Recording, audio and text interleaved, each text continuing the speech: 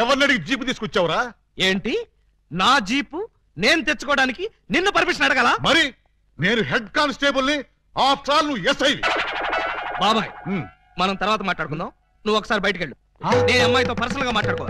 నేను బయటికి వెళ్ళాలా? రేయ్, కమిషనర్ కొంపకి సున్నం కొట్టి నీకు ఎస్ఐ ఉద్యోగం ఇప్పించారా? బాబాయ్ ఇక్కడ లేడీస్ ఉన్నారు, పర్సనల్స్ వద్దు. ఏంటది బోడి పర్సనల్స్? అది నీకు అనవసరం.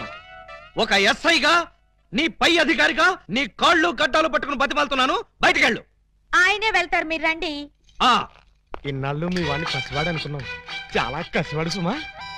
ఆడపిల్లంటే 6 మైళ్ళ దూరంలో ఉండేవాడు, అలాంటిది నా ఎదురుగానే దాన్ని తీసుకుని లోపలికెళ్తాడా? పెద్ద మనిషి అయ్యాడు కదండి. పెద్ద మనిషా? ఏమిటండి ఆ సిక్స్ మాటలు? నా బోర్డంతా సిగ్గేస్తుంది. సిగ్గెందుకు చెప్పు. 3వ తరగతి చదివే మా పక్కింటి అబ్బాయి పరీక్షలకు వెళ్తుంటే వాడి పెన్సిల్ ముళ్ళు విరిగిపోయింది. చెక్కడానికి వాడి దగ్గర ప్లేడ్ లేదు. పాప వాడి తల్లి దగ్గర ప్లేడ్ కొనడానికి డబ్బులు కూడా లేవు.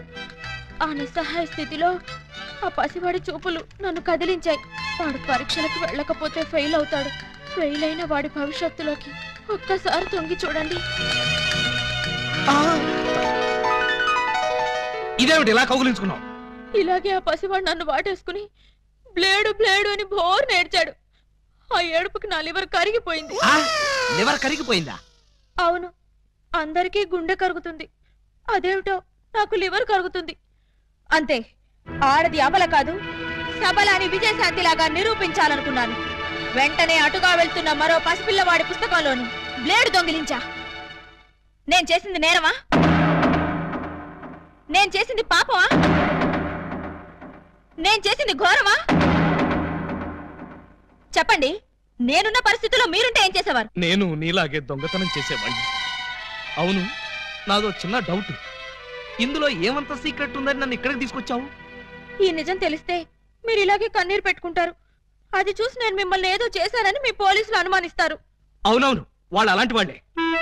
అమ్మో, ఇదేంటి బటన్స్ అన్ని విప్పేశావు? సారీ అండి, మాట్లాడుతూ బటన్స్ విప్పడం నా మేనరిజం, ఏమనుకోకండి. పర్లేదు పర్లేదు, నీ శిక్షాకాలం పూర్తయిపోయింది, నిన్ను వదిలేస్తున్నాను. పద.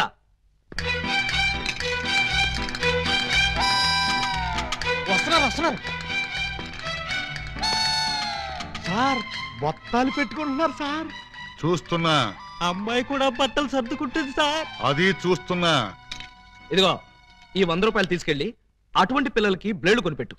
సార్, డబ్బులు కూడా ఇస్తున్నారు సార్. ఆ యథవకి అదొక మంచి అలవాటు ఉంది, ఎవరిలోనే ఉంచుకోడు. వెళ్ళొస్తాను సార్.